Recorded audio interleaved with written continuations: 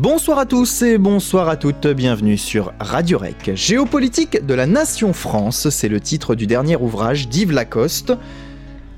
L'auteur propose un état d'esprit de la France dans le contexte actuel qualifié d'incertain par beaucoup aujourd'hui. Nous en parlerons en ouverture de cette émission. Et puis, Justin Trudeau, ce nom vous dit-il quelque chose ? Il s'agit du Premier ministre canadien depuis un an. Gouvernement paritaire, fervent défenseur de la COP21 et de ses idées, homme relativement populaire, Justin Trudeau est-il un exemple à suivre en politique ? Il est prêt à renégocier l'ALENA, accord de libre-échange nord-américain avec Trump, souhaite revoir le mode de scrutin au Canada. Quel est son rôle dans les accords TAFTA et CETA ? Focus sur cet homme politique ce soir. Nous sommes le jeudi 17 novembre 2016 et avec ce numéro 135 de Politiquement Incorrect, nous refermons cette émission ce soir pour mieux revenir la semaine prochaine avec une nouvelle philosophie et donc un nouveau titre. En attendant, c'est parti. Lui dites quoi, Corinne Lepage ? Je la merde. Je vais vous pourrir la vie, je garde ma mère. Il doit avoir bien des choses à se faire pardonner. Alors c'est sûr, c'est contemporain donc. C'est Pompidou et Giscard en 73 qui nous ont mis dans la main des banques. Pour faire passer la pilule discrètement. On en parlait déjà depuis plusieurs semaines, c'est dans les tuyaux. Maintenant, c'est absolument pas le même contexte politique. Voilà, on a appris quoi ? J'assume pleinement la responsabilité de cet échec. Le plus important, c'est de prévenir le feu, c'est qu'il n'arrive pas à la forêt. De politique avec un petit p que par des raisons de défense de l'intérêt général. L'histoire nous montre qu'il faut être prudent à ce sujet. Au revoir. Politiquement Incorrect. Le jeudi sur Radio Rec. Présenté par Nicolas. Et voilà un petit mix de tous les génériques qui nous ont accompagnés pendant ces 4 années et demie de Politiquement Incorrect. Et avec moi ce soir pour cette dernière de Politiquement Incorrect, Marc. Bonsoir Marc. Bonsoir Nico.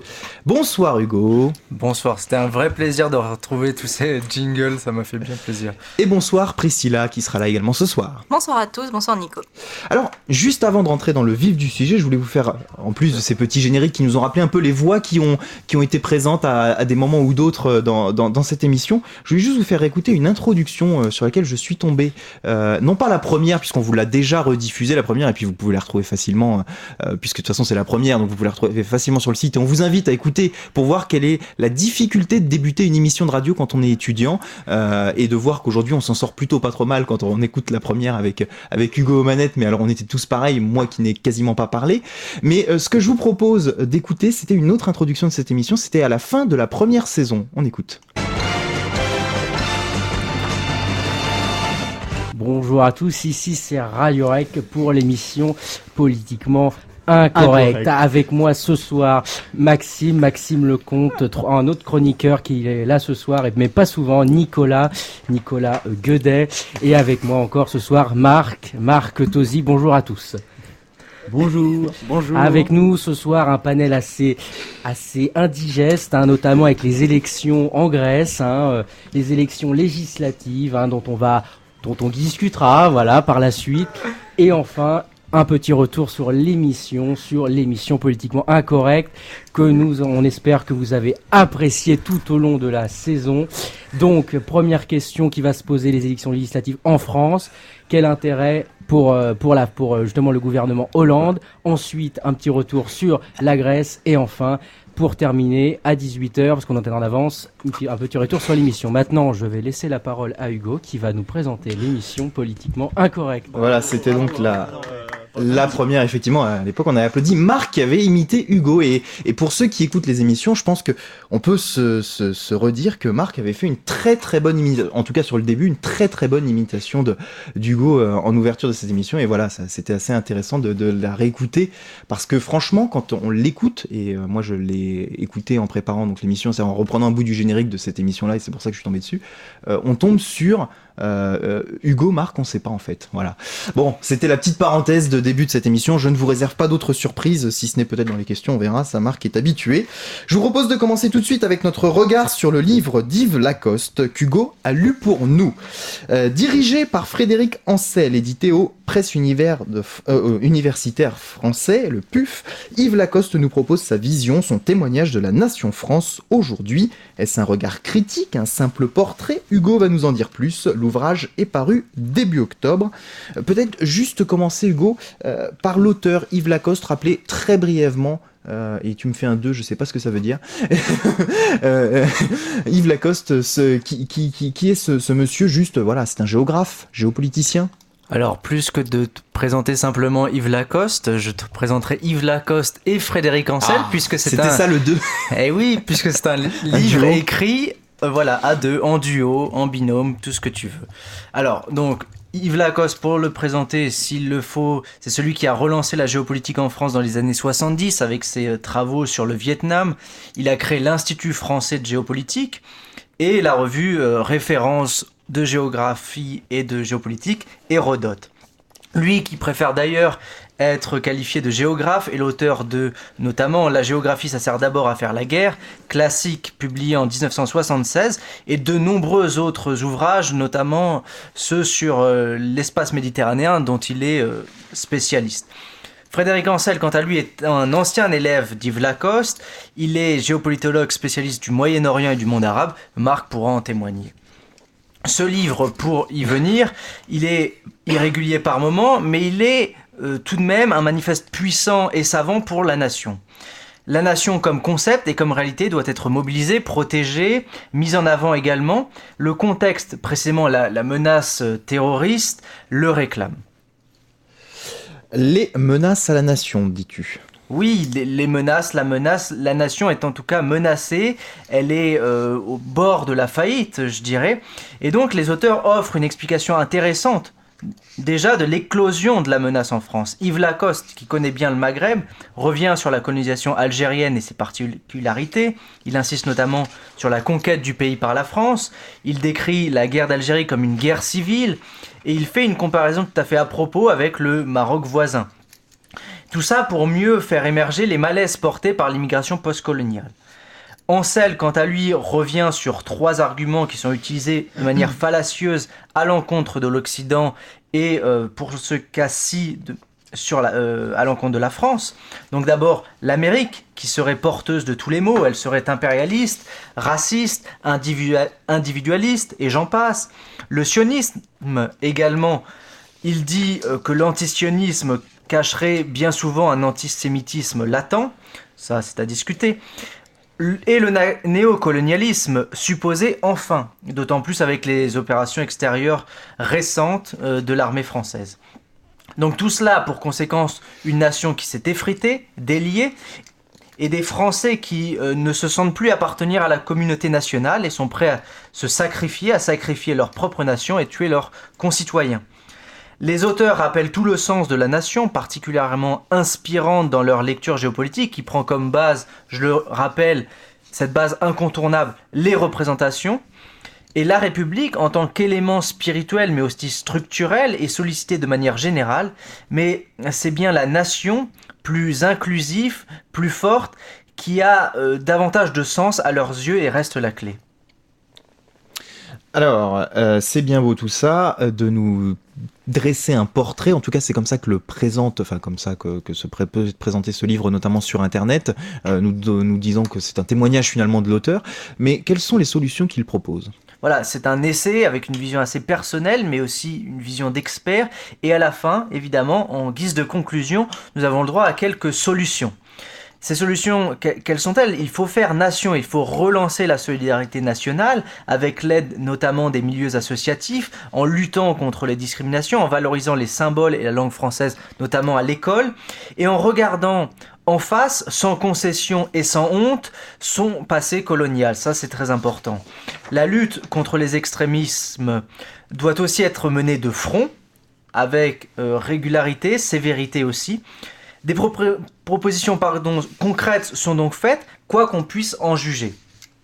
Il faudra retenir enfin la conclusion comme ouverture et aspiration. Je cite, « Face à cette menace civilisationnelle, le terrorisme donc, plutôt que de suivre des courants populistes, dénués d'espérance, les Français de toutes origines, sensibilité et confession doivent plus que jamais se retrouver unis autour de leur république et réaffirmer leur attachement commun à leur nation. Voilà ce qu'a dit Frédéric Ancel en guise de conclusion.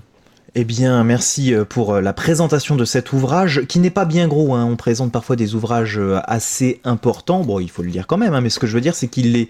Alors, c'est pas ce que je veux dire d'ailleurs, c'est une question, est-ce qu'il est abordable, cet ouvrage ? Alors, il est tout à fait accessible, à tout point de vue, je dirais.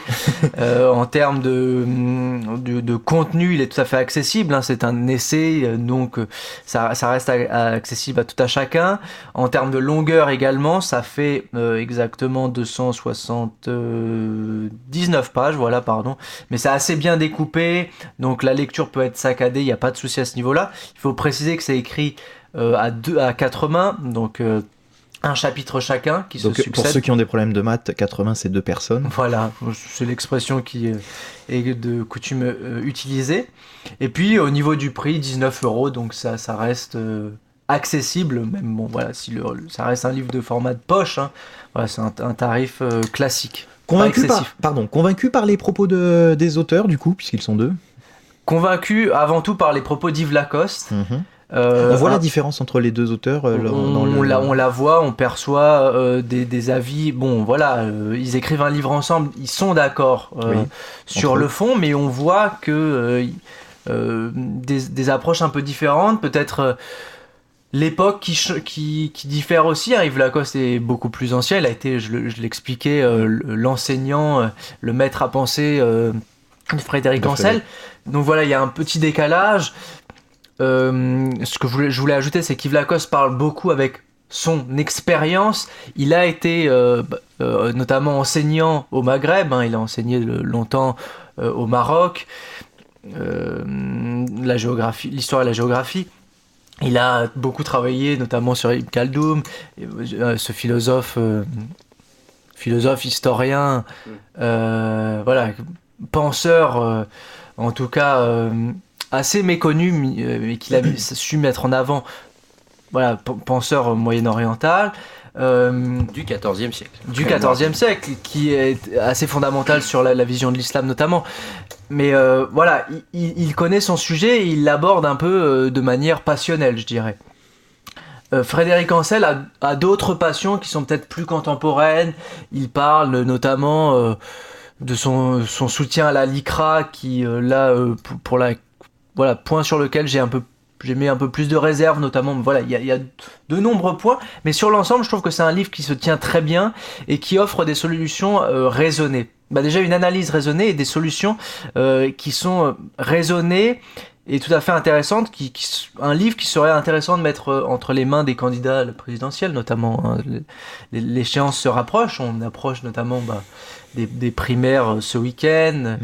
Mais voilà, un livre qui serait intéressant de donner aux candidats affirmés. On reproche souvent aux chercheurs, aux économistes, à toutes ces personnes qui n'agissent pas directement en politique, mais qui analysent beaucoup de phénomènes souvent liés aux politiques et aux actions, en tout cas politiques, aujourd'hui en France et dans le monde. Est-ce que ces propositions sont plutôt du côté de l'utopie ou réalisables réellement ? Ça rapproche un petit peu ce que tu viens de dire, mais il y a quand même une petite nuance et c'est quand même important. Est-ce que ce sont des propositions radicales ou est-ce qu'on est vraiment dans quelque chose, tu disais de le donner à un homme politique aujourd'hui qui serait candidat à l'élection présidentielle, est-ce que c'est quelque chose qui pourrait tout à fait être mis en application dans le prochain quinquennat par exemple ? Oui, c'est des choses qui peut-être ont déjà été commencé à être mises en application. On pourrait ne serait-ce que donner la partie que faire, donc la sorte de conclusion programmatique de cet ouvrage, où il y a, voilà, tout n'est pas forcément intéressant, mais il y a des choses de manière générale assez intéressantes, voire très intéressantes, et elles sont tout à fait applicables. De préciser également que les auteurs prennent un parti pris assez osé, je dirais, c'est-à-dire qu'ils défendent Manuel Valls dans son combat contre le terrorisme, chose qui est assez rare dans le paysage à la fois intellectuel et politique français. Ils pensent que Manuel Valls a pris son courage à deux mains Et ce qui est d'autant plus respectable qu'il est un homme de gauche et qu'il a fait des choix que les hommes de gauche ne feraient pas naturellement. Mhm. Et pour cela, les deux auteurs lui en sont très reconnaissants. Marc, Yves Lacoste nous propose là le portrait de la nation France. Cette nation a-t-elle de l'avenir devant elle ? Déjà, je regrette qu'Hugo n'ait pas défini le terme de nation. Alors allons-y. Malheureusement, parce qu'il a parlé... alors, il n'y a pas une définition, pas monolithique, donc il y a beaucoup de définitions de la nation. Par contre, il a parlé de ce qui généralement l'englobe, c'est-à-dire à savoir si on pense la nation comme figée ou si on la pense comme évolutive et inclusive de fait. En gros, vous avez l'école allemande d'un côté où c'est plutôt fermé, et puis vous avez l'école un petit peu française à la Renan où là on considère que c'est un peu plus ouvert.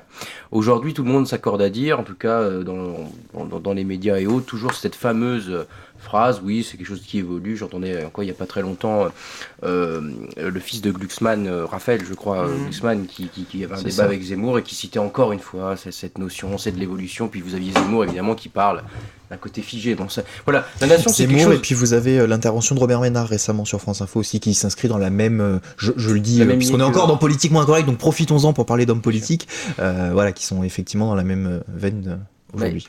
Le problème de ces deux approches, c'est qu'en fait, tout simplement, les gens qui s'opposent sur ces deux notions ils ne réfléchissent pas sur le même plan. Il est bien évident que la nation, de toute façon, on n'a pas grand-chose à voir avec les Vikings qui ont pu être là, les Gaulois, et puis on peut remonter. On n'a pas grand-chose à voir avec les peuples médiévaux. On n'a pas grand-chose à voir, même si on en provient des Romains ni des Grecs. Enfin bref, tout ça a fait que l'histoire est faite de composition. C'est évident. Déjà, le terme de nation n'est pas quelque chose qui est très ancien non plus. Oui, c'est le concept même, la conceptualisation de la nation. C'est relativement récent. Si on le conceptualise, c'est le 19e. Et puis si on va plus loin, après, on considère que les nations ont évolué pour diverses raisons, etc. Donc déjà, on est sur un plan qui consiste à dire que, par définition et par l'histoire, la nation a forcément évolué, si on lui accorde le terme générique. Ensuite, quand les gens nous disent que c'est quelque chose de figé, c'est aussi vrai. Ceux qui ont une identité n'ont pas forcément, et cette identité nationale, n'ont pas forcément envie qu'elle change par des agrégations venant de part et d'autre. Donc déjà, on est sur deux choses totalement différentes. Et le problème d'un livre comme celui-ci, je parcourais encore pas très longtemps le bouquin de Paul Valéry, qui est un bouquin exceptionnel, qui est Mauvaise pensée et autres, de 1942, et qui nous fait savoir que, justement, une phrase, ça fait un peu name dropping, mais il faut lire, et qui nous fait savoir que ce qui est simple est toujours faux, et ce qui ne l'est pas est inutilisable. Et quand vous comprenez le sens de cette phrase, qui n'est pas très difficile à comprendre, vous comprenez que malheureusement, quand vous commencez à expliquer, il faut aller très loin, donc il faut aller dans le vrai, si vous voulez. Par contre, quand vous êtes dans le vrai, à quoi ça sert ? Et c'est un petit peu l'idée, des solutions face à quoi, des choses historiques, malheureusement il n'y en a pas. La solution politique c'est simple, vous prenez la définition à la Zemmour et vous dites ça reste figé, point à la ligne. Et quand vous commencez à expliquer, c'est pas très facile de pouvoir jongler avec les concepts. Donc c'est deux choses bien différentes. Moi, je termine pour évoquer Ancel et Lacoste. J'ai beaucoup d'admiration pour les travaux de Lacoste, qui sont fondamentaux. J'en ai beaucoup moins pour Ancel, qui je trouve est un petit peu celui qui traite un petit peu de tout et sans forcément avec beaucoup d'intelligence. Hugo a cité son soutien à la LICRA et je trouve que pour un géopoliticien, déjà Hugo a cité cette phrase, mais il y a beaucoup d'autres choses. Pour un géopoliticien sérieux, dire que l'antisionisme est déjà de l'antisémitisme, c'est voir un peu court, c'est voir la politique un peu court. Ce qui ne veut pas dire qu'il n'y a pas d'antisionistes qui sont antisémites, bien sûr, mais par définition, si on est sérieux et on fait un travail un peu sérieux, on ne peut pas faire ce raccourci-là, ça me paraît dramatique. Ensuite, ce livre est, à mon avis, fondamental parce qu'aujourd'hui, on ne sait pas trop ce que c'est, on ne sait pas comment ça s'est formé. Et la nation. Ce qui est très intéressant, la nation. Et ce qui est très intéressant, c'est de voir en fait pourquoi cette nation est peut-être aussi détestée, pourquoi le terme de nation aujourd'hui est devenu un terme un peu galvaudé. Et Hugo a cité l'idée de l'Algérie, mais on peut aller de manière assez large, les 30 Glorieuses, la fin des colonies, les décolonisations, les mouvements de migration liés aux 30 Glorieuses qui modifient l'identité française, une agrégation de beaucoup de choses, et forcément, ce mouvement-là, comme on en a connu d'autres par le passé, mais là, beaucoup plus facilement avec les moyens du bord, eh bien, il y a deux choses, c'est-à-dire d'un côté, vous avez ce mouvement historique de migration des anciennes colonies vers la France, par exemple, mais pas que d'ailleurs. Et puis vous avez ce phénomène où aujourd'hui, certaines personnes qui viennent et qui sont venues par le passé, qui sont françaises maintenant bien entendu, mais qui sont venues, nourrissent souvent une haine, une espèce de rejet de la France pour certains, en raison de la colonisation. Et c'est terrible parce que ça nous inscrit dans beaucoup de travaux, mais c'est à croire que les morts gouvernent un petit peu les vivants, si vous voulez, et c'est assez grave. Aujourd'hui, personne ne connaît l'histoire, par contre tout le monde dit la colonisation c'est pas bien, ceci c'est pas bien, vos aînés ont fait ceci, donc au nom de mes aînés qui ont souffert à côté de vos aînés, il y a une forme de rejet. Donc voilà, je trouve ça assez dramatique. Hugo, tu souhaites répondre à Marc ? Non, en fait, non, mais tu vas le faire. Ce livre, c'est une sorte de réponse à Marc. Ce livre et l'intervention de Marc me rappellent cette citation de Michel Onfray qui disait « Je préfère un homme de droite qui a raison qu'un homme de gauche qui a tort », parce que les auteurs osent citer, ils osent utiliser notamment Alain Finkielkraut et dire qu'il a raison, alors qu'il se situe plus à gauche. Il faut rappeler aux auditeurs que Yves Lacoste, dans les années 70, il était publié chez Maspero qui publiait, qui était catalogué à l'extrême gauche. Donc il y a pas comme beaucoup à l'époque, c'était Courtois qui était maoïste, enfin il y avait toute la mouvance 68 art, c'était ça. Hein. Oui, non mais je veux dire, on peut tout à fait et de manière légitime citer des auteurs qui sont un peu sulfureux par instant, mais qui ont le droit aussi d'avoir totalement raison sur d'autres points. Et c'est là que le livre, je trouve, arrive à pointer du doigt des réalités qu'il serait bon d'aujourd'hui ou de demain, bientôt, en 2017 du moins, commencer à mettre en application. Eh bien merci messieurs pour cette analyse en tout cas de l'œuvre partielle ici d'Yves Lacoste et de son acolyte pour cet ouvrage, et on précise que dans la nouvelle formule qui arrivera bientôt de notre émission, nous continuerons bien sûr de décrypter des ouvrages et de les inscrire aussi dans leur contexte pour aiguiller nos auditeurs. Voilà, merci beaucoup, je vous propose tout de suite de passer à la deuxième partie de cette émission.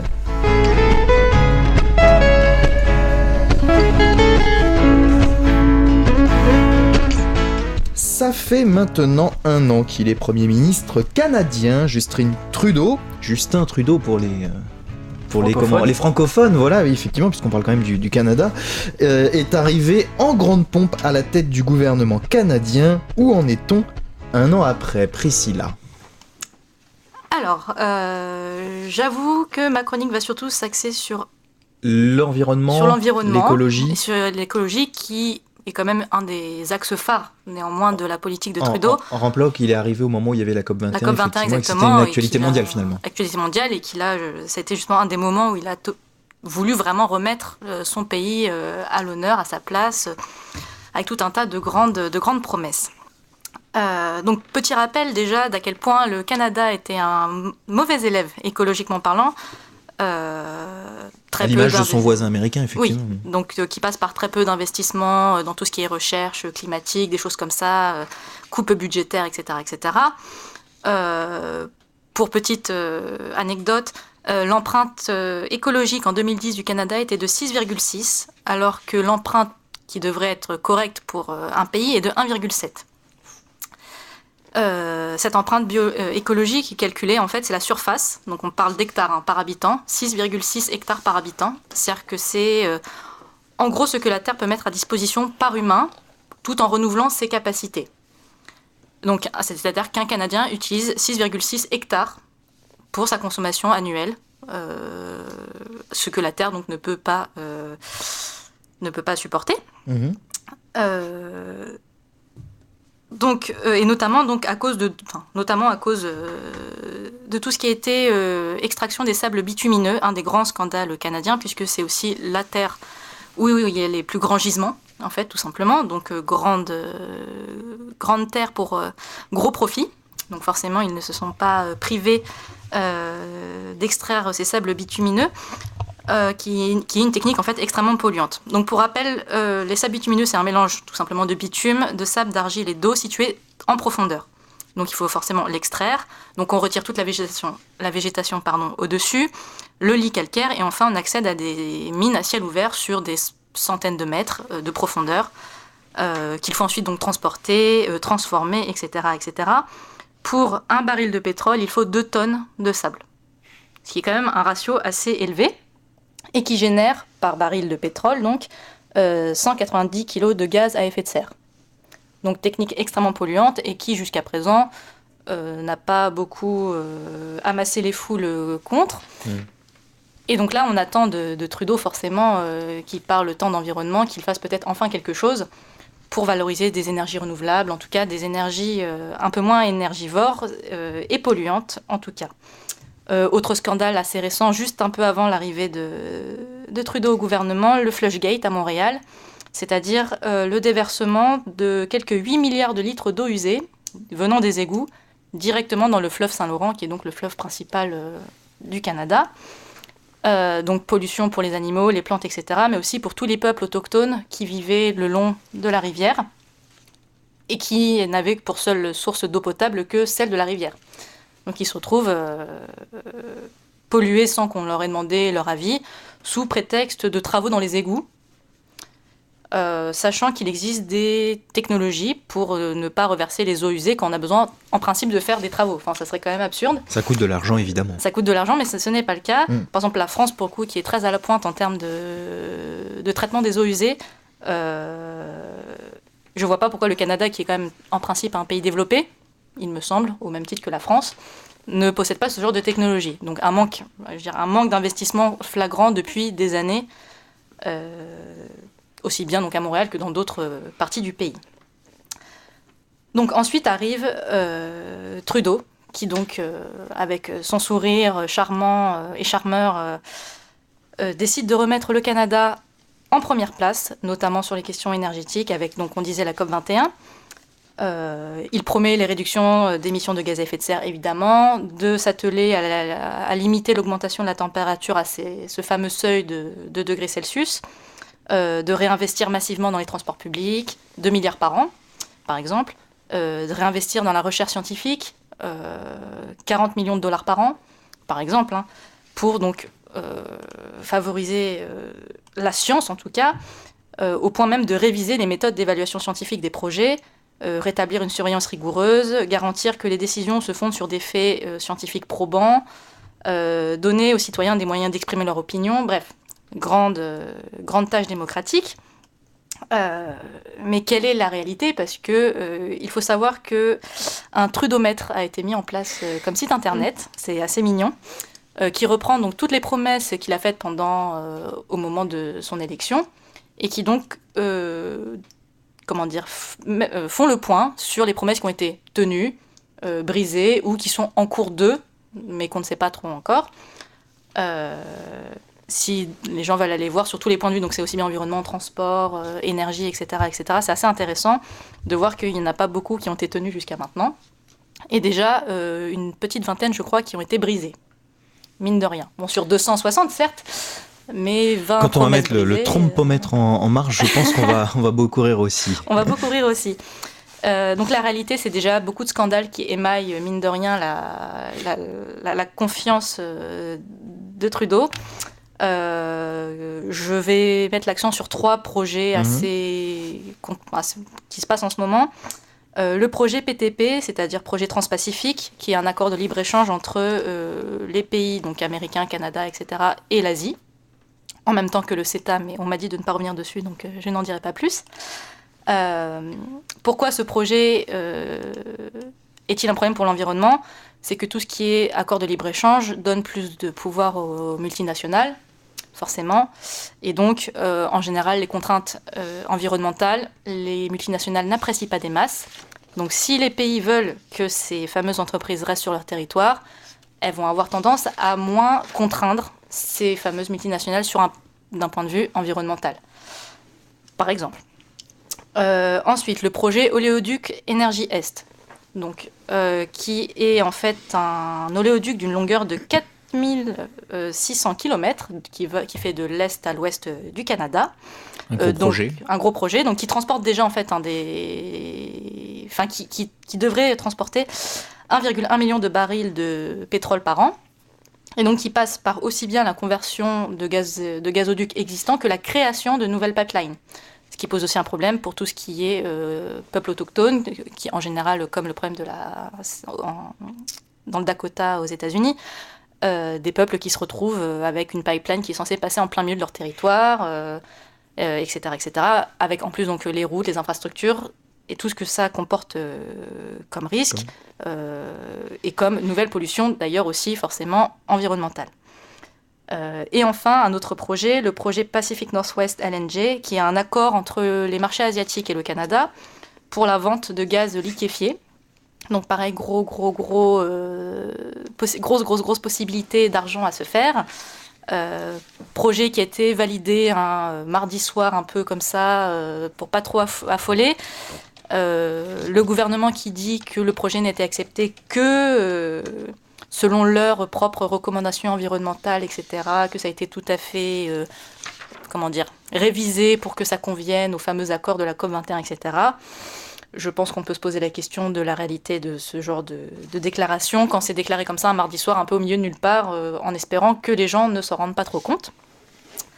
Donc un très très fort scepticisme de beaucoup de citoyens canadiens, mais pas que, de journalistes, de choses comme ça, etc., et qui vont peut-être commencer enfin à entacher la popularité insolente de Trudeau au Canada et dans le monde.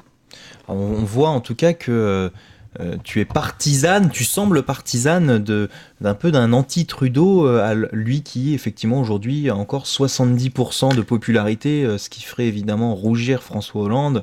Voilà, il est contesté, il met pas tout en œuvre, mais il est quand même super populaire. Bah oui, c'est d'ailleurs assez impressionnant. Donc, au bout d'un an, avoir une cote de popularité aussi énorme, c'est quand même assez rare. Hein. Je ne suis pas d'aller très loin pour, à mon avis, constater la dégringolade générale des hommes politiques. Et ce qui est fou, c'est que justement, tous ces scandales un petit peu, on n'en parle pas tant que ça. On continue de voir en lui un progressiste, quelqu'un de, voilà, un jeune homme charmant avec sa belle femme, ses beaux enfants. Donc Trudeau qui a posé pour Vogue US, par exemple, quand même. Je pense que c'est pas tous les hommes politiques qui ont cet honneur glamour, on pourrait dire. Qui est très à la mode, selfie, etc., etc. Mais au fond, au-delà du sourire enjôleur, qu'est-ce qu'il y a vraiment ?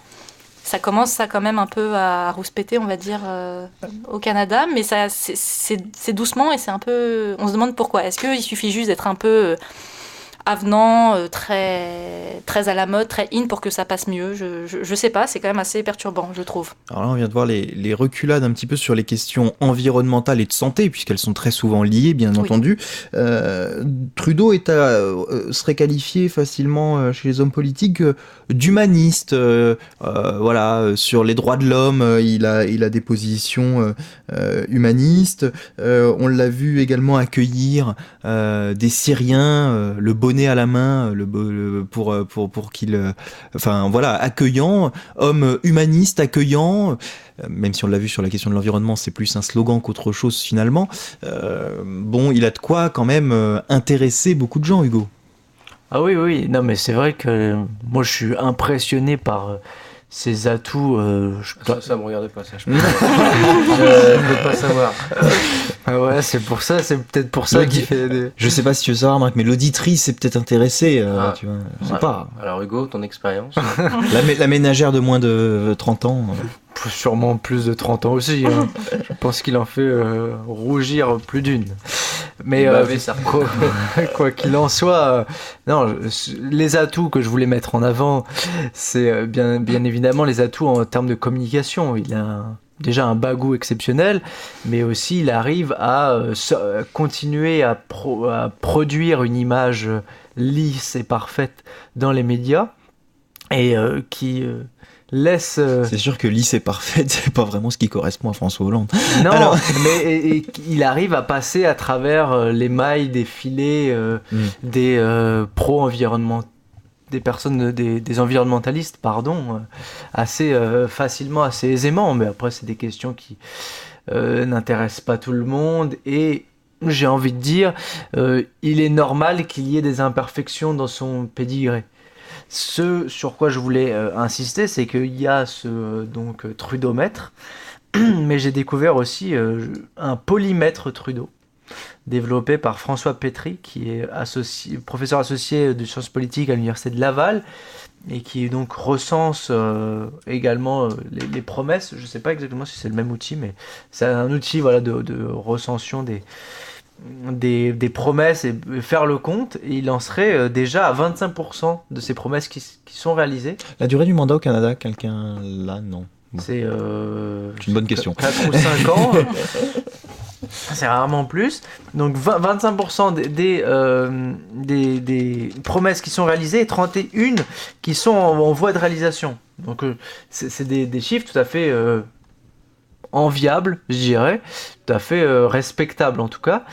Donc voilà, c'est peut-être ce contraste, il y a une espèce de balance avec d'un côté ces promesses réalisées, et puis voilà, ce que je disais, ces atouts en communication, le fait d'accueillir des Syriens lui-même, c'est tout à fait tout bonus pour lui. Et puis de l'autre côté, on a ces erreurs graves, certes, ces erreurs sur ces choix politiques aussi sur les questions d'environnement. On a aussi la polémique sur la vente d'armes à l'Arabie Saoudite.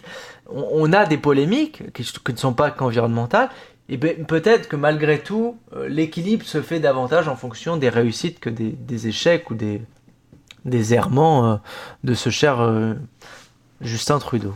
5 ans la limite maximale, mais c'est vrai que donc là, le super article Wikipédia nous informe que le mandat ne dure souvent pas 5 ans, enfin c'est pas un mandat puisque c'est une désignation, mais voilà, souvent il démissionne avant. Bah, là, il est mal parti pour démissionner, en tout cas, ce serait très surprenant. Après, si on regarde son bilan, il y en a qui semblent dire que c'est pas... Ou alors, il réalise toutes ses promesses en 4 ans, et il s'en va, mais ce qui ne sera sûrement pas le cas, vu que Priscilla nous a bien montré qu'il y avait des choses sur lesquelles il revenait, comme beaucoup reviennent. On peut parler de Trump tout à l'heure, c'est le premier qui revenait sur... Je sens que Trump va nous trumper énormément. Ça trumpe énormément. C'est ça que je voulais dire, mais je me suis planté. Marc, ça c'est passible de peine de mort. Au bout d'un moment, ça fait 40 fois qu'on l'entend. Je dis même à mes élèves que la prochaine fois qu'il y en a un qui fait ça, il se mange un aller-retour en pleine joue. Et tu oses faire ça ?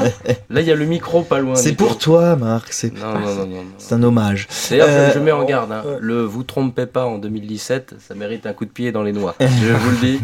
Donc faites attention, les copains. On a parlé à l'instant de vie politique. Il souhaite aussi faire évoluer le mode de scrutin. Il est innovateur sur ce point de vue-là. Hugo. Il essaye en tout cas. Ça a été assez certains l'ont critiqué pour ne pas l'avoir mis en avant plus tôt. Voilà, il a dit à un moment qu'il allait peut-être reculer. Il a affirmé le lendemain qu'en fait il y allait, il était déterminé à lancer une réforme. C'est bien, c'est qu'on parle souvent de cafouillage en France dans le gouvernement. Là, il se cafouille tout seul. Voilà. C'est ça fera peut-être relativiser certains. Hein. Mais voilà, il y a des déclarations qui sont faites, des interprétations aussi. Lui a dit en tout cas qu'il était déterminé à poursuivre une réforme, sans préciser pour autant laquelle. Ça sera une réforme qui sera de toute façon discutée. On parle donc de choix qui portent sur la démocratie et le système politique. Donc c'est un choix qui doit être fait sous le signe de la gouvernance et quand même de la participation de chacun. Tu devrais te présenter en 2017, Hugo, tu parles bien, tu sais. Mais tu veux que je me présente en France ou... Non, dans ta ville. Je dirais pas le nom pour éviter de te porter préjudice, mais dans ta ville. Je pense que tu pourrais être élu. Je crois que tu es un candidat sérieux, il pourrait te faire de l'ombre. Mais, Marc, puisqu'on parle de bien parler, à toi la parole. Trudeau, qu'est-ce qu'il t'inspire, ce personnage politique canadien ? Rien du tout. Alors, mais si, en fait, rien du tout. Non, mais j'explique. Bah oui, non, mais c'est bien pour ça que je pose la question. Pourquoi ? Parce qu'il a pas de cœur. Mais c'est pas que je n'ai pas de cœur, je m'arrête pas à la politique. Enfin, là c'est un mauvais exemple que je vais donner, mais je n'arrête pas à la politique évidemment au physique ou au sentiment ou à l'image que quelqu'un peut porter, comme Macron par exemple. Alors, il est beau, il est jeune, il est rafraîchissant, tout ce que vous voulez, c'est super. Quoi qu'il est rafraîchissant, mais enfin bon. Il sort quand même avec une sacrée cougar, mais bon, ça le regarde. Ancienne prof de français d'ailleurs. On a tous eu un fantasme, peut-être. Enfin, non, moi en tant que prof de français, non, mais en tout cas, bon, je regrette un peu de présenter la chose un Marc, peu comme ça. Marc, il n'y a pas besoin d'avoir des fantasmes. Bref. Ah, là, tu vas trop loin, Nico. Je peux balancer le nom de ton bled, attention. Non, alors, je ne m'arrête pas évidemment à ces images, je m'arrête aux actes, bien évidemment. Bon, évidemment, là, la question ne se pose pas, puisque tout a été fait, on a présenté ce qui avait été fait, ce qui était en lancement, ce qui avait été abrogé, plus ou moins. Donc, on est relativement dans le réel. La question que je me pose après, c'est finalement la finalité de ce qui va avoir lieu, c'est-à-dire qu'on peut prévoir des choses, on peut les faire se dérouler, tout est très bien, il faut voir l'effet que ça va produire aussi avant tout, c'est-à-dire que décider c'est très bien, maintenant voir ce que ça va produire, on verra ensuite. Et moi je reviens sur cette question de l'environnement qui est fondamentale. On voit aujourd'hui que les principaux pollueurs sont aussi les principaux réticents quant à l'idée de non polluer, ça c'est bien évident. On voit également que les pays dits développés, on va dire l'Europe, les pays de l'Europe, les États-Unis, je l'englobe le Canada parce qu'elle l'a cité comme un pays développé, c'est vrai qu'on peut le rentrer dedans. Je remarque que c'est aussi très simple pour des pays comme ça de polluer moins, quand on sait que généralement il n'y a quasiment aucune production de masse dans leur pays. C'est très facile, je veux dire, c'est comme la France qui signe beaucoup de traités et qui en fait délocalise la pollution ailleurs, en Chine notamment et dans la zone, dans les pays des dragons et autres. Donc je trouve ça un petit peu simple et trop facile, c'est un caprice de riche si vous voulez. Quand vous êtes en plein essor de développement, quand vous produisez pour le reste du monde, il est beaucoup plus simple bien évidemment de limiter cette production cette pollution de production. Après, moi ce qui m'intéresse plus c'est dans la consommation de tous les jours, c'est ça le véritable problème. Je ne sais pas, j'ai pas une connaissance du pays très poussée, mais je ne sais pas comment les moyens de locomotion, je ne sais pas la pollution Canada, urbaine, etc. Je ne sais pas de quoi il en ressort, mais en tout cas à Paris on voit très bien que la grosse production est délocalisée, ça c'est bien évident, les grosses multinationales pour ne citer qu'elles produisent ailleurs, donc c'est beaucoup plus facile de polluer ailleurs. Mais après vient le problème de la consommation, j'allais dire quotidienne et j'allais dire aussi urbaine. Là, il y a un enjeu de société, et le problème, c'est que là, j'ai l'impression qu'on n'arrive pas vraiment à trouver des solutions valides. Je prends le cas de la France, notamment. On voit très bien que dès qu'on veut limiter la consommation en France de bagnoles et autres, on n'y arrive pas. Donc, j'attends de voir, mais selon moi, cette décision, c'est l'arbre qui cache la forêt, et c'est quelque chose qui ne va pas dans le sens des vraies problématiques d'un pays dit développé. Eh bien, merci. Priscilla, est-ce que tu souhaitais rajouter quelque chose à ce qu'Hugo et Marc ont développé depuis que tu as eu la parole ? J'avais quelque chose. Oui, c'était par rapport Hugo qui disait qu'il a eu quelques errements, quelques erreurs graves certes, mais qui se compensent peut-être un petit peu. On a vu qu'il se posait comme fervent défenseur des minorités, et qu'il accueillait les Syriens, etc., qu'il a plus ou moins remis la Chine à sa place quant à sa lecture quelque peu aléatoire des droits de l'homme, des choses comme ça, et qui après valide quand même des projets de pipeline qui traversent clairement des États autochtones qui sont les siens, enfin qui sont ceux qui sont censés représenter. Qu'à la rigueur, il critique chez la Chine, le voisin, on regarde à sa porte. Voilà, c'est un peu l'histoire de la paille et de la poutre. Enfin, c'est quand même là. Donc, enfin, ça va au-delà de ça. C'est-à-dire, c'est bien beau de faire une parité parfaite à son gouvernement, homme-femme, etc. Oui, c'est tellement... C'est SO 2015. Enfin, c'était... À l'époque, c'est ce qu'il disait. C'est tellement bien, c'est tellement... parce qu'on lui a dit pourquoi cette parité parfaite, il dit mais parce que c'est comme ça. Genre, pour lui, c'est tellement une évidence, c'est tellement... limite que c'est pas calculé d'un point de vue politique, mais c'est sa manière d'être à lui, c'est sa profondeur, c'est d'être absolument... Et je sais pas comment dire, égalitaire dans l'âme, ou je ne sais pas, et après, hop, on fait passer des trucs au milieu des forêts, etc., et on s'en fout un petit peu, et là on les protège un peu moins, alors que de l'autre côté, et que justement, il n'y a pas si longtemps, le Canada avait chuté dans le classement des comment dire, des pays sur les droits de l'homme, sur les discriminations féminines, envers les femmes, justement, des choses comme ça. Et que donc il s'est retrouvé face à ce genre de critiques, il a voulu absolument mais à force de peut-être vouloir trop en faire sur tous les sujets, participer à la Gay Pride, donc tout ce qui aussi bien minorité sexuelle, minorité ethnique, minorité, tout ce qu'on veut, qu'il se perd un peu et ne propose peut-être rien à part si ce n'est des belles photos, des beaux actes marquants. Mais par exemple, c'est bien, une fois qu'il a accueilli ces Syriens, que sont-ils devenus ? Par exemple, je pense que moi personnellement je ne le sais pas, je n'ai pas spécialement vu d'article en parler. Où est-ce qu'ils sont, comment ils vivent, est-ce qu'ils sont vraiment intégrés, ou est-ce que c'était juste pour l'image de marque qu'ils tentent absolument de de faire passer. Enfin, en rappelant, puisqu'on parlait des minorités à l'instant, que tel l'a dit Nathalie Kosciusko-Morizet, les femmes ne sont pas une minorité, elles constituent la moitié de l'humanité. Elle parlait d'elle de la France, mais la moitié de l'humanité, donc voilà, effectivement. Mais sur les discriminations, c'est évident. Un autre pan, et ce sera le dernier pour cette émission, sur Trudeau, c'est la diplomatie. Et alors, j'ai entendu tout à l'heure Priscilla dire on va pas revenir sur le CETA, on me l'a interdit. Je sais pas qui lui a interdit. Hugo, qu'est-ce qu'on peut dire sur ça? Que peut-on dire justement sur le dictateur là. Sur ces deux traités, puisqu'il y a le TAFTA et le CETA, qui sont aujourd'hui deux traités dont le Canada est partie prenante. Et aujourd'hui, comment est-ce qu'il se positionne le Premier ministre canadien, puisqu'on a entendu en Europe que ça, tout le monde, ça a commencé à grincer des dents quand les Belges se sont un peu opposés au texte. Je te rassure, même lui comprend pas ces questions. C'est alambiqué. Et donc du coup, c'est ça. Et donc du coup, voilà, comment est-ce qu'on se positionne aujourd'hui sur ces deux sujets au Canada? Vous avez 4 heures. Plancher direct. 3 minutes. On en parle la semaine prochaine.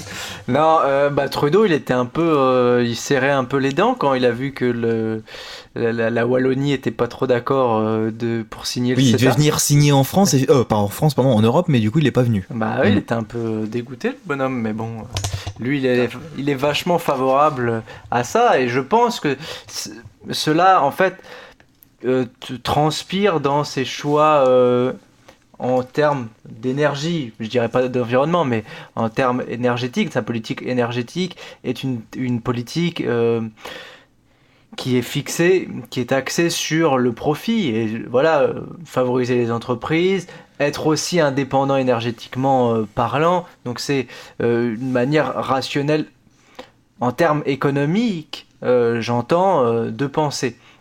Et donc là, ça se voit également dans sa manière de voir les accords transnationaux, comme le CETA, comme le TAFTA. Je pensais à l'accord transpacifique aussi, le TPP. Voilà, ces accords-là, il y tient. D'accord. J'ai pas fait 4 heures, hein. Non, t'as fait 1 minute, 2 minutes, mais c'était il y tient, et surtout, juste pour noter, ce qui est drôle, c'est que quand la Wallonie a donc décidé, a refusé de signer le CETA en l'état, il sait pas qu'ils étaient contre, mais qu'en tout cas ils n'étaient pas d'accord, on a quand même vu ça comme une véritable révolution démocratique, de dire qu'il y a enfin des gens qui se sont soulevés contre ce genre de choses, etc. Qui ont pu s'y soulever, voilà, c'est ça. Et qui au final donc, se retrouvent contre Trudeau, qui tente justement de faire passer lui cette image de démocrate justement aussi, donc c'est un peu drôle je trouve cette opposition, et qui prouve bien je pense tout le paradoxe et tout ce qui anime le Canada et Trudeau notamment. Marc, pas de réaction complémentaire j'imagine. Oui Hugo, tu souhaites répondre? Alors, oui, vas-y. Non, aller plus loin sur la question de la dimension diplomatique. Oui. C'est vrai que Trudeau a cette ambition de faire revenir le Canada sur le devant de la scène. Il veut il y avait America's Back, il veut que ça soit le tour du Canada. Parce que le Canada est déjà parti, c'est ça le problème. Non, le Canada a-t-il déjà été sur le devant de la scène? Voilà. Oui, il l'a été. Il a été une. Canada is back, ça a moins d'importance. Il est sur le devant de la scène. Il est notamment sur la scène diplomatique francophone avec le Québec, le Canada étant un pays bilingue, il joue un rôle important sur la scène francophone, c'est un atout intéressant de parler, non pas de parler le français, de parler le français et l'anglais, on touche énormément de pays, on peut avoir une influence très très très forte, sa proximité avec les États-Unis aussi, et puis ses ressources qui sont nombreuses, les ressources énergétiques, il vend des armes également, il a aussi, je dirais, il a des arguments et il a les cartes en main. Ah, c'est beau. Ah. Alors pourquoi on dit ça? Parce que moi j'aurais dit il a des cartes en main. Ouais. Mais là les gens ne comprennent rien à ce qu'on est en train de faire. Parce que Hugo qui est le fervent défenseur lorsqu'on prépare les émissions de dire arrêtez les private jokes que les gens comprennent pas, et qui en fait une. Mais on va le dire pourquoi. Et voilà, ce n'est pas une petite blagounette entre nous. C'est pour que tu annonces de plus belle ce qui va arriver. Eh ben ce qui va arriver, c'est que nous nous retrouvons la semaine prochaine, jeudi 24 novembre. Je le dis pour ceux qui écoutent le replay dans 3 semaines et qui comprendront rien. Jeudi 24 novembre, le début de Descartes en main, j'allais dire de Politiquement Incorrect, mais non, c'est la fin.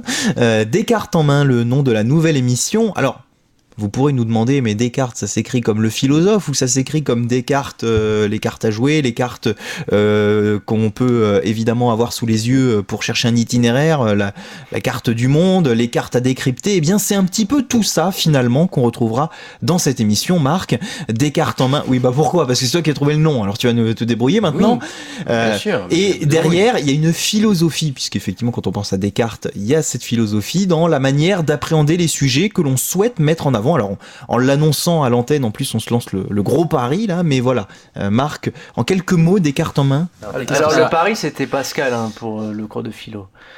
Ah, le pari, oui, non, mais ça, oui, non, mais c'est. Je pense pas qu'il pensait à Pascal en disant ça. C'est un peu différent. Alors, non, pourquoi ? Alors, parce qu'on est plutôt des. Je trouve qu'on est plutôt des matériels. Alors, que ça soit clair, quand on a trouvé le nom, je pensais pas du tout à ça. J'ai pas pensé philosophie, cartes, clés pour comprendre le monde, etc. Faut dire qu'on a mis une heure à trouver ce titre. Mais ce qui est intéressant, c'est voilà, c'est un peu tout ça. C'est-à-dire Descartes, ça fait référence au discours de la méthode de Descartes, qui est important, c'est-à-dire de douter de tout. C'est-à-dire qu'il faut pas rentrer dans un paranoïa de douter absolument de tout quand on voit quelque chose, mais le douter est quelque chose de naturel et quelque chose d'important, et c'est la seule chose dont on soit sûr et la plus évidente, c'est-à-dire que dès que vous avez une information, il faut chercher, comprendre. Et ce qu'il faut pour atteindre la vérité, voilà, tout simplement. Donc c'est une approche qu'on essaye de faire, j'espère le plus souvent. Descartes en main, c'est aussi l'idée de justement de parcourir un peu le monde. Je dirais avec maintenant on va essayer de se réaccentuer vraiment sur les aires géographiques, essayer de plus parler de pays, de réserver des coins d'analyse géographique pour le coup avec des cartes pour comprendre qu'il y a la façade, puis il faut rentrer dans le texte et savoir lire la carte.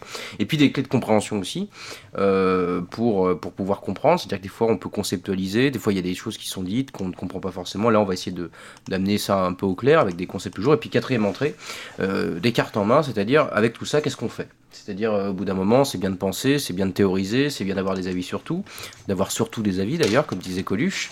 Maintenant il faut aller plus loin, c'est-à-dire on va essayer des fois de dire on a beaucoup critiqué, voilà, et qu'est-ce qu'on pourrait éventuellement penser ailleurs, voilà. Ça va être un peu plus dur à tenir cette quatrième approche, mais au moins ça nous mettra un petit peu dans une position un peu nouvelle, c'est-à-dire que critiquer c'est facile, mais proposer et penser l'avenir et penser des solutions possibles, ça peut être envisagé, plus intéressant peut-être.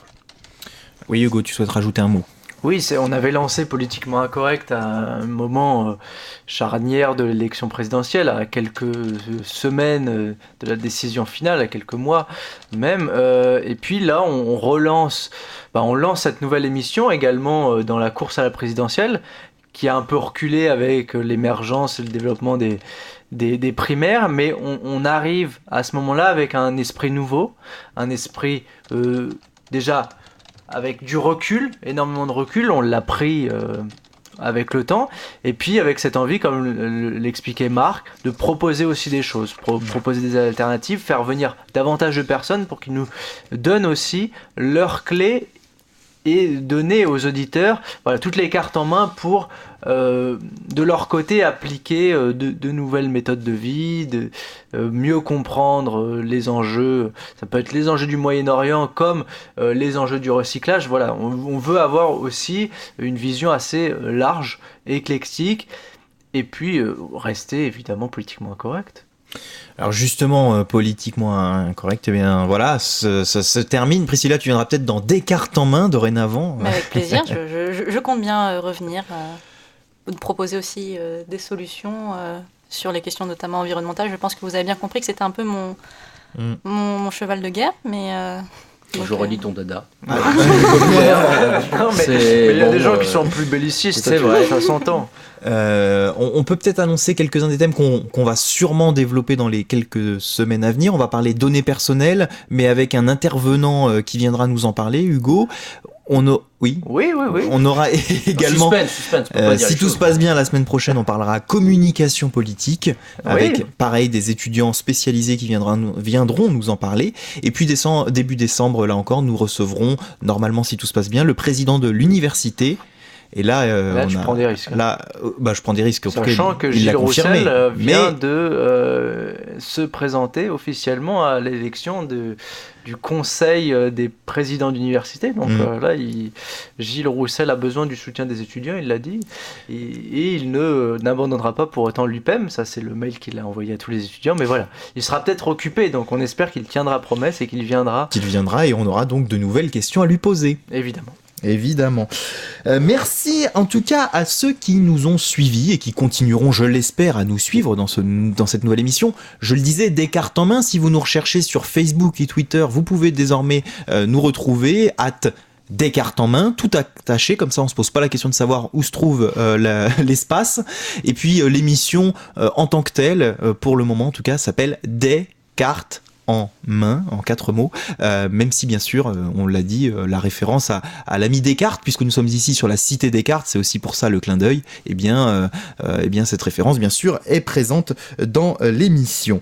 Merci donc, je le disais, à tous ceux qui nous ont écoutés, qui continueront de nous écouter, qui nous aident à préparer cette émission, en parfois nous écrivant un petit mot, en participant au quotidien à la rédaction de cette émission. Je pense notamment à Olivia, qui reviendra sans doute nous voir un jour prochain, qui était là la saison passée, qui en début de saison a eu d'autres choses, et puis les plannings c'est pas toujours évident, et je pensais, puisqu'on parlait ce soir Canada, qu'il n'hésite pas à réagir à cette émission, éventuellement à donner un droit de suite. C'est à Nelson, qui est en ce moment au Canada et qui l'année dernière nous faisait partager des chroniques cinéma, entre autres, puisqu'il intervenait aussi sur les autres sujets, donc il n'hésite pas à revenir vers nous dans les prochains temps, bien entendu, pour nous rajouter des choses. Je le disais, ces quelques participants, il y a eu plus d'une trentaine de participants dans cette émission depuis sa création, depuis 4 ans et demi maintenant, et donc je vais pas évidemment citer la trentaine de personnes, mais on les remercie vraiment beaucoup parce qu'ils ont fait vivre cette émission 135 émissions au total. Vous le savez, j'aime bien les chiffres, donc je vous en donne quelques-uns. Alors, les chiffres, alors. C'est qui le recordman? Le recordman, évidemment, il le dit, il est bien sur sa chaise. Attends. Marc, 120, sur les 135 émissions, Marc en a fait 127. C'est peu. À un moment, il s'est absenté, Marc, toutes les semaines, on le voyait plus, on avait mis même sa photo devant la caméra. Ça fait 2 absences par saison, ça va? Ouais, non mais... Très raisonnable. Ouais. Donc, on parle de toi les dernières. Il a fait une saison blanche, Hugo. Il nous faisait croire qu'il était en Corée, il était chez lui, dans un bunker, il a fait le mort pendant 1 an. Il a perdu du poids d'ailleurs, ça se voit. Non, mais moi, je dois pas avoir des chiffres fabuleux. Mais... on peut les donner. 79 émissions au compteur d'Hugo qui en a présenté 38. 79 la moyenne, dis donc. J'ai la moyenne. Hugo a quand même présenté près de la moitié des oui, il a présenté la moitié des émissions une introduction qui durait quand même la moitié de l'émission. Faut quand même le préciser quand même, parce qu'en durée, voilà. Peut-être qu'il a parlé plus en tant que présentateur, 10 moins de mots à la minute. Surtout que les premières émissions étaient très longues, elles faisaient facilement 2 heures. Alors en temps d'antenne, je vais être pas mal. Hein. En temps d'antenne, je pense qu'il nous met tous une banane. Le temps de parole de l'animateur est valorisé, je dois être pas mal.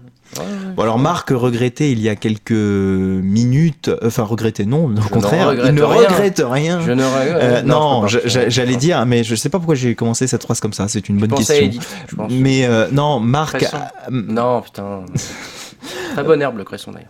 Marc au contraire ne regrettera pas cette nouvelle formule, d'autant plus qu'il la propose principalement, mais ce que j'allais dire c'est que certains regretteront peut-être le côté un petit peu politique qu'on avait au début et qu'on n'a plus forcément. On l'a eu ces derniers temps avec Florent qui est venu, Nicolas qui est venu également, mais toi t'es content de passer sur un nouveau chapitre et d'ouvrir la réflexion, parce que c'est vrai que c'est pas tes sujets favoris, mais voilà, quoi retenir de cette émission politiquement incorrecte qui nous a quand même permis d'en arriver là où on est aujourd'hui?